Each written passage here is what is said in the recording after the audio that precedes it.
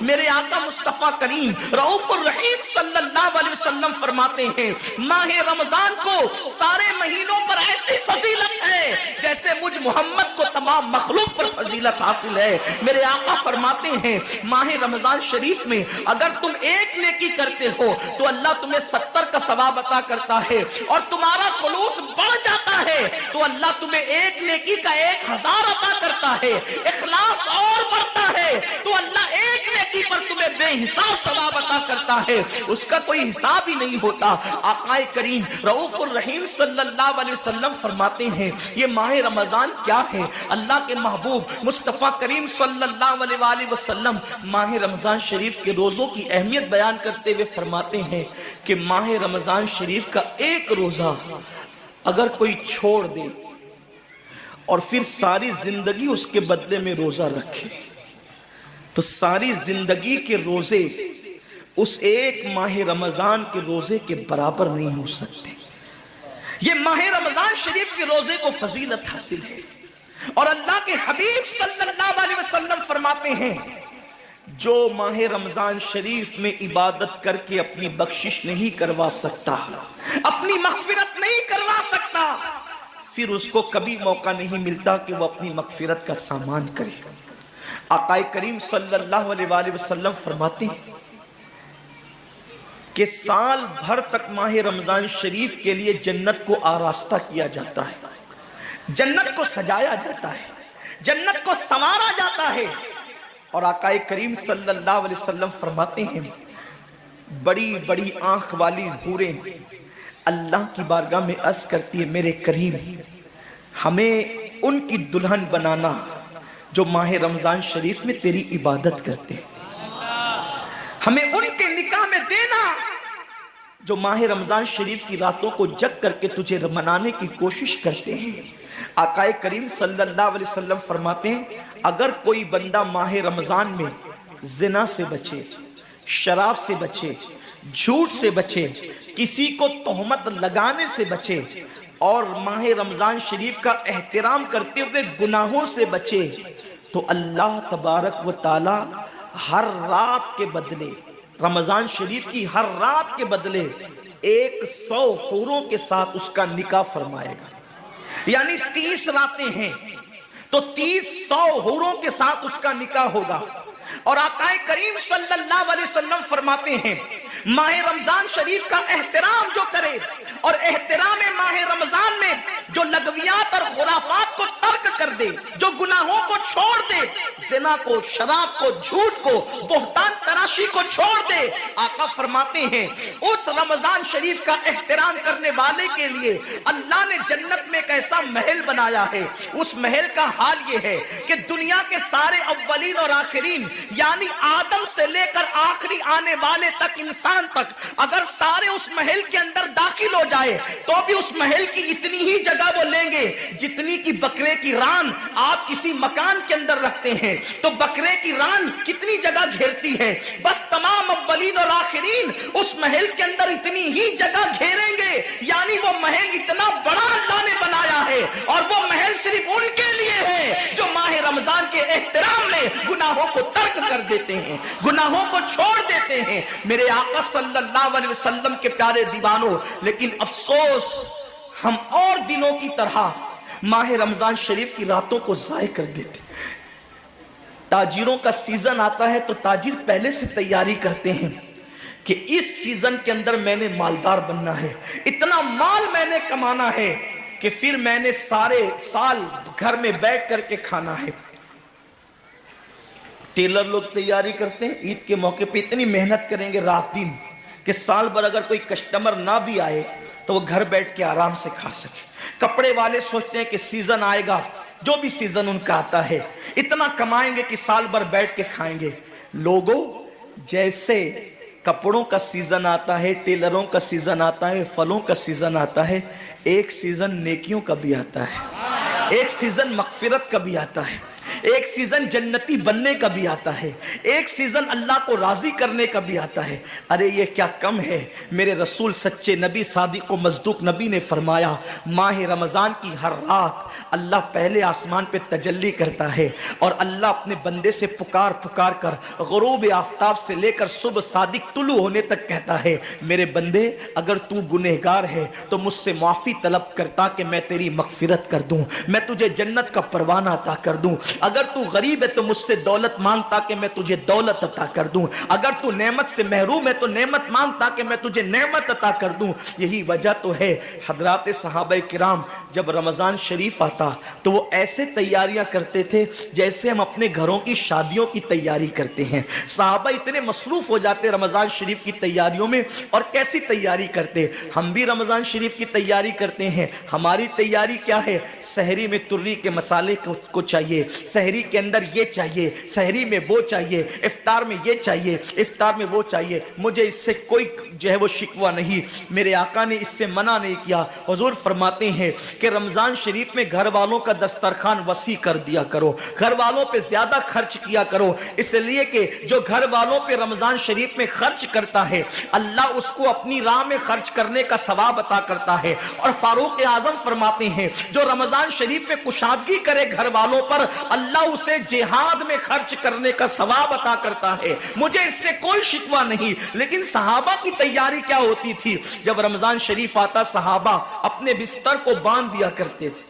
رمضان شریف آتا تو صحابہ بستر کو باندھ دیتے تھے۔ کیوں باندھ دیتے تھے بستر کو؟ اس لیے کہ اب سونا نہیں ہے، سونے کی راتیں 11 مہینے کی راتیں ہیں، اب غفلت میں زندگی نہیں گزارنا ہے، بلکہ راتوں کو جگ کر دن کو جگ کر اللہ کی اتنی عبادت کرنا ہے کہ عبادت کا سیزن آ گیا۔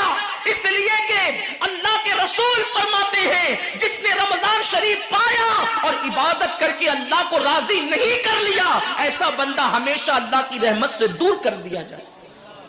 اس لیے صحابہ رمضان شریف کی تیاری کرتے تھے، بستر باندھ دیتے تھے، اور اپنا معمول کیا ہے؟ جو فجر میں سوئیں گے تو وہ عصر میں اٹھیں گے، رات بھر جاگیں گے کرکٹ کھیلتے ہوئے، رات بھر جاگیں گے گلیوں میں گھومتے ہوئے۔ میرے آقا صلی اللہ علیہ وسلم کے دیوانوں، بہت قیمتی وقت آ رہا ہے، بہت قیمتی مہینہ آ رہا ہے۔ یہ وہ مہینہ ہے جو جہنمیوں کو جنتی بناتا ہے۔ آقا کریم صلی اللہ علیہ وسلم فرماتے ہیں ہر افطار کے وقت اللہ 60,000 ایسے جہنمیوں کو جہنم سے آزاد کر کے جنتی بناتا ہے جن کا جہنمی ہونا واجب ہو گیا تھا۔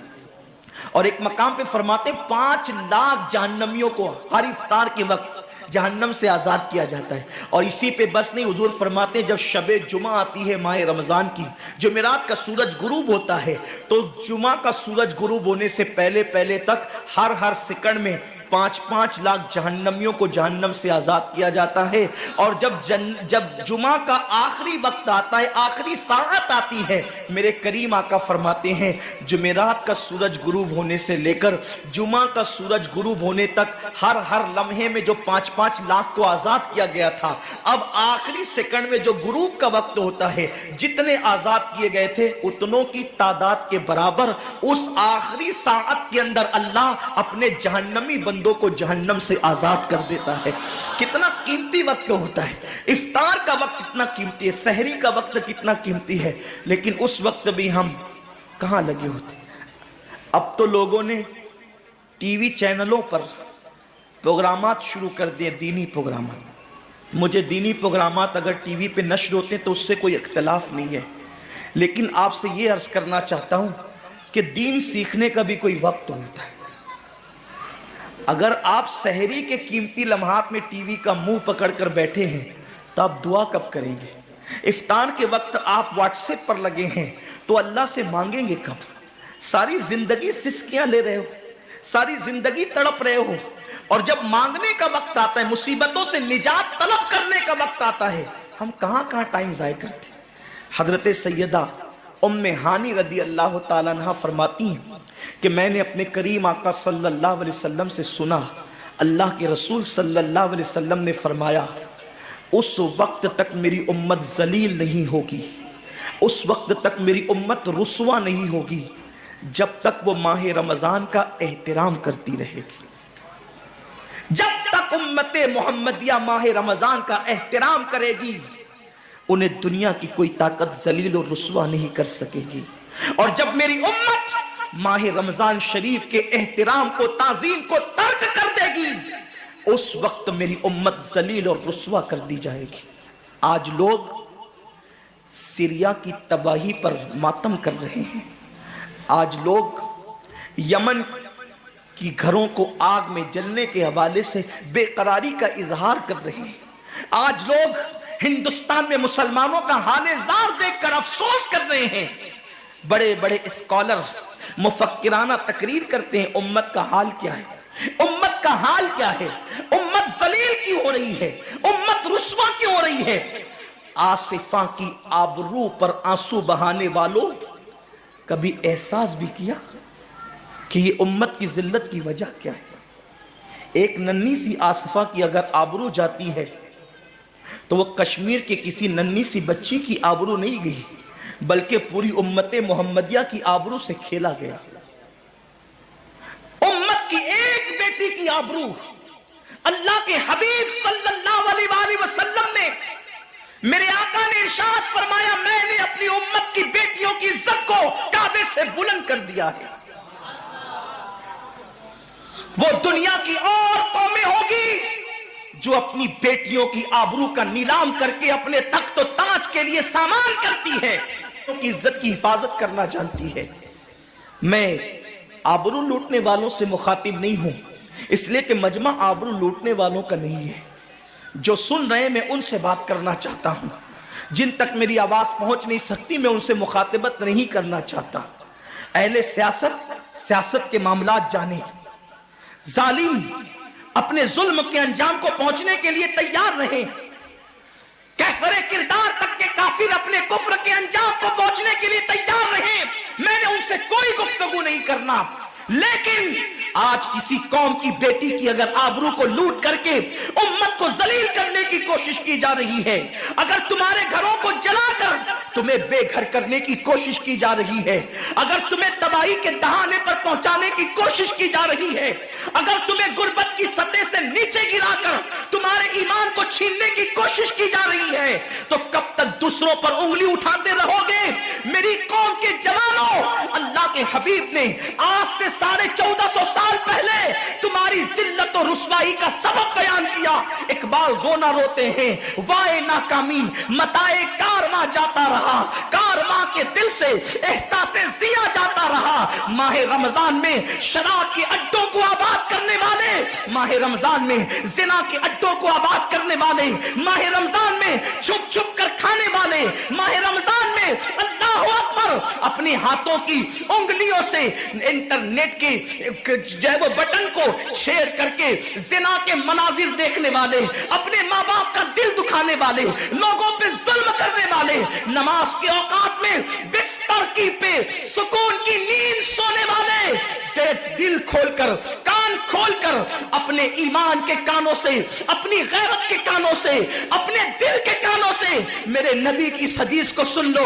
अल्लाह के हबीब सल्लल्लाहु अलैहि वसल्लम फरमाते हैं, मेरी उम्मत को उस वक्त तक कोई रुस्वा नहीं कर सकेगा, मेरी उम्मत को उस वक्त तक कोई जलील नहीं कर सकेगा जब तक उम्मत माह रमजान शरीफ का एहतराम करती रहेगी।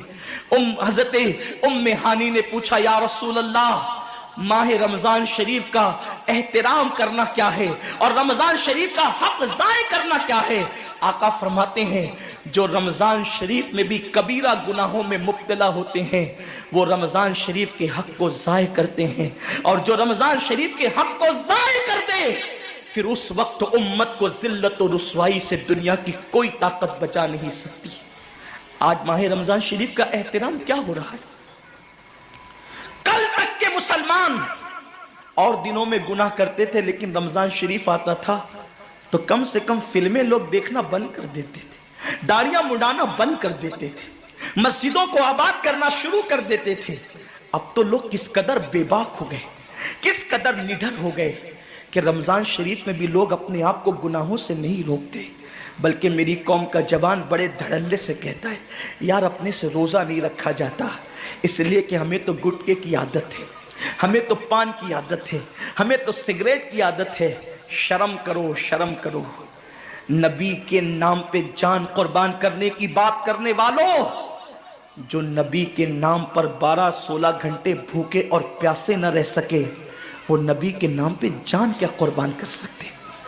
اور جب سے تم نے احترام رمضان المبارک ترک کر دیا، تمہاری آبرو کو لوگوں نے کھیل بنا لیا، اور اب تو لوگوں کو احساس گناہ بھی نہیں رہا، احساس جرم بھی نہیں رہا۔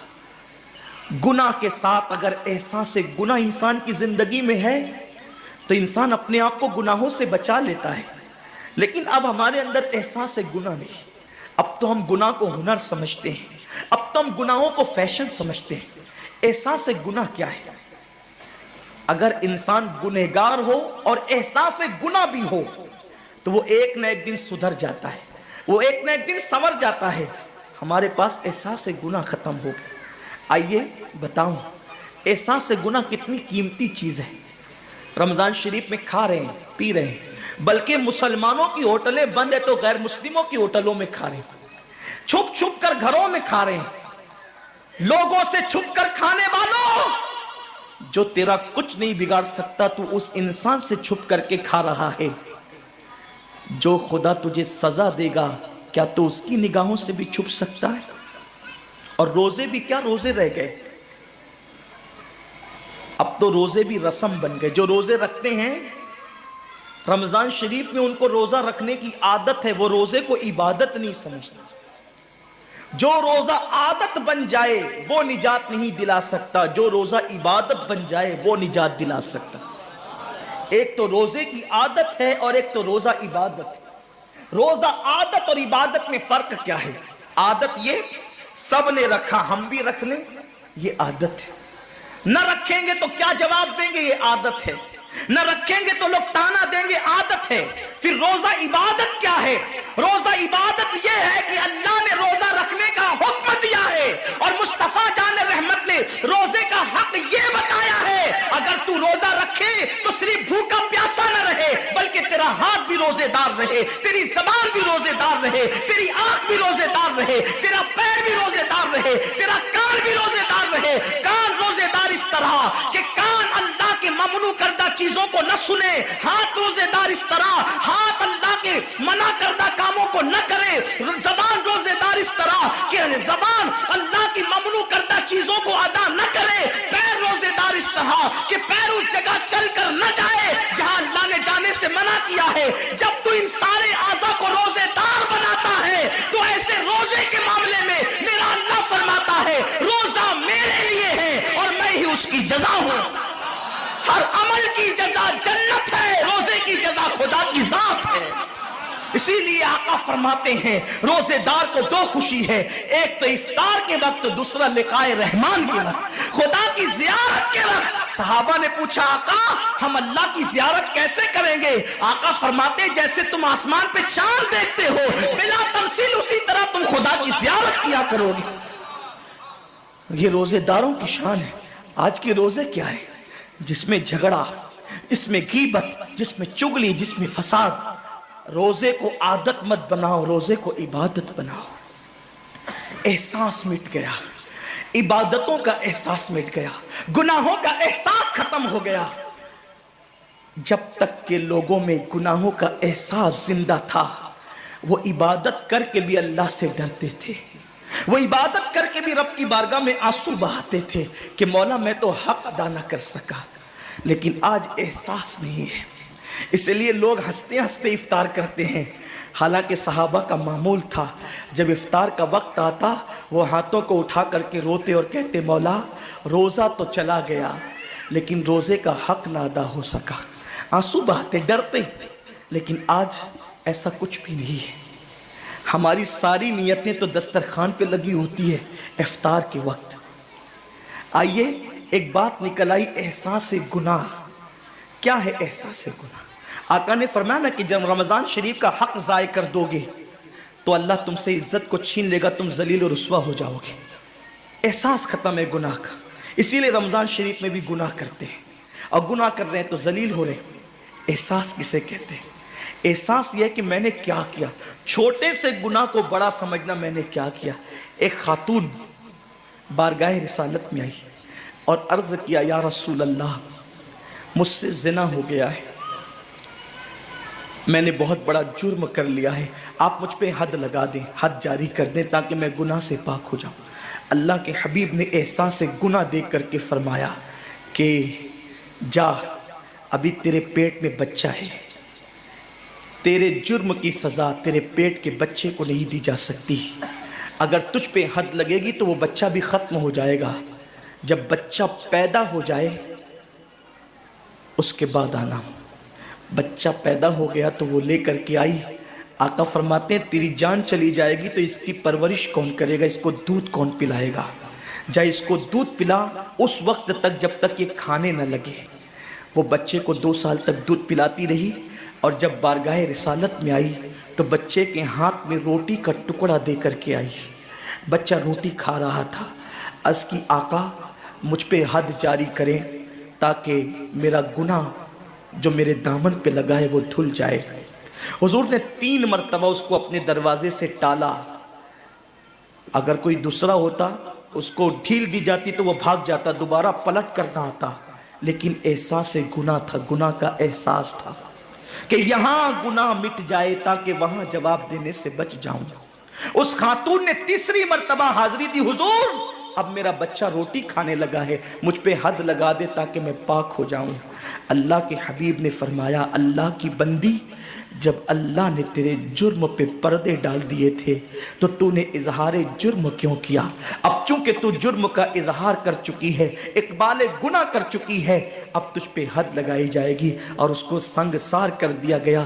جب وہ مر چکی اور اس کو دفن کر دیا گیا تو کسی نے کہا کتنی بدبخت تھی وہ عورت جس نے رسول پاک کے دور میں منہ کالا کیا۔ میرے نبی نے فرمایا تو اس کا گناہ دیکھتا ہے، تو اس کا احساس گناہ نہیں دیکھتا۔ اس نے ایسی توبہ کی ہے، اگر اس کی توبہ 70 جہنمیوں پہ تقسیم کی جاتی تو اللہ ان کو بھی جنت عطا فرما دیتا۔ آقا کریم صلی اللہ علیہ وسلم فرماتے ہیں جو رمضان شریف میں گناہ کبیرہ کرتے ہیں، اب گناہ کبیرہ کی بہت بڑی تعریف ہے، اس کو نہیں بیان کروں گا، لیکن جو گناہ کبیرہ بڑا گناہ کرتے ہیں، پہلی بات تو چونکہ میرا مسلک صوفیہ ہے، صوفیہ سے کسی نے پوچھا کہ گناہ بڑا کیا ہے؟ امام غزالی فرماتے ہیں نہ کوئی گناہ چھوٹا ہے نہ کوئی گناہ بڑا ہے، بات تو یہ ہے جس گناہ پر خدا تیری پکڑ کر لے وہی گناہ سب سے بڑا ہے، اور جس نیکی پر خدا تجھے بخش دے وہی نیکی سب سے بڑی ہے۔